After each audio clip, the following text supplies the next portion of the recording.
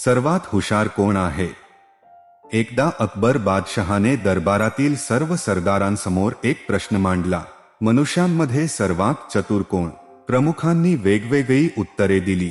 काही म्हणाले ब्राह्मण, तर काही म्हणाले क्षत्रिय. बादशहाने बिरबलला विचारले, बिरबल, तू सांग, मनुष्यांमध्ये सर्वात चतुर कोण आहे? महाराज, मनुष्यांमध्ये वाणी सर्वात चतुर मानले जातात. बिरबलने उत्तर दिले. बिरबल, तू कोणत्या आधारावर हे सांगतोस?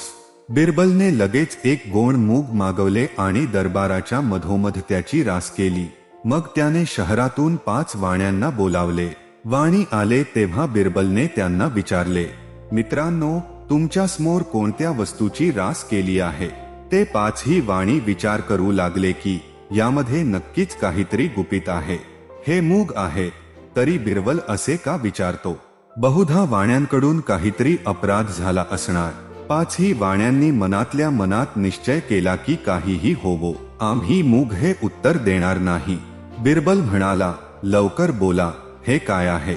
एक जण म्हणाला, हो, काहीतरी आहे. दुसरा म्हणाला, बहुधा काही धान्य असेल, पण काहीतरी आहे खरं. तिसरा म्हणाला, कोणतं तरी कडधान्य वाटतंय.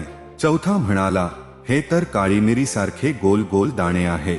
5वा म्हणाला, पहा आणि विचार करा, हा प्रश्न काही कठीण नाही. आता मात्र बादशहाचा धीर सुटला. त्याला राहवले नाही. अरे वाण्यांनो, दिसत नाही, हे मूग आहे. हो हो महाराज, तेच आहे. पहिला म्हणाला. इतर सर्व वाणी सुद्धा म्हणाले, महाराजांनी सांगितलं तेच खरं नाव आहे. वाण्यांचे बोलणे ऐकून अकबर बादशहा हसू लागला. बिरबलला त्याने शाबासकी दिली आणि मान्य केले. खरोखरच वाणी खूप चतुर असतात. तर कशी वाटली तुम्हाला ही छानशी गोष्ट? कमेंट करून नक्की सांगा. या गोष्टीला आपल्या इतर मित्रांसोबत ही शेअर करा आणि सबस्क्राईब करायला विसरू नका.